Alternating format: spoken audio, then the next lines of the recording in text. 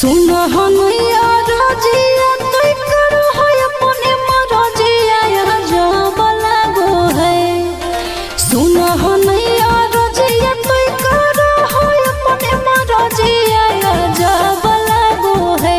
हाँ जब लागो है। राजा हो आधी आधी रतिया तोरा लाभ जागो है। राजा हो आधी आधी रतिया तोरा लाभ जागो है। कहूँ को है कोयलिया जब तुही बोलो ही मीठी बोलिया तो गजब लागो है। कहूँ को है कोयलिया जब तुही बोलो ही मीठी बोलिया तो गजब लागो है। हाँ गजब लागो है। धनी के सावरे सूरतिया तोर गजब लागो है। धनी के सावरे सूरतिया तोर गजब लागो है।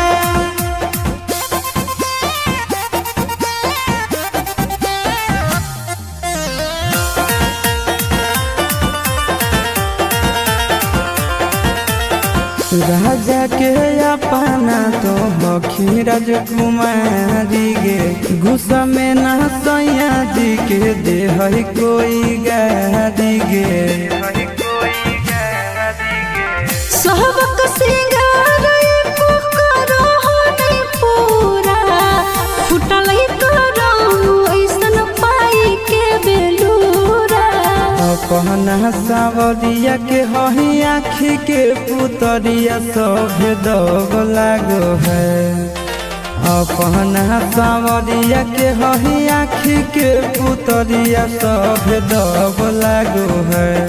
हाँ दब लागो है। धनी के सावरे सूरतिया तोर गजब लागो है। धनी के सावरे सूरतिया तोर गजब लागो है।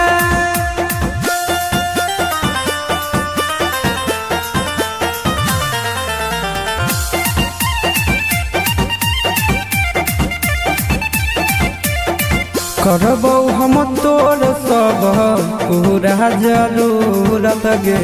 बनल हो मुडय भी कर दे मुहूर्त गे। अपना ते बोटिया में हमारा फुसला बहो दिन रात से जी आपस में के बितावो हो। एक्सपीरियंस के निंदिया उड़ो साटो ही जब तो ही बिंदिया गोरी लव जागो है। एक्सपीरियंस के निंदिया उड़ो साटो ही जब तो ही बिंदिया गोरी लव जागो है। हाँ लव जागो है। धनी के सावरे सूरतिया तोर गजब लागो है। धनी के सावरे सूरतिया तोर गजब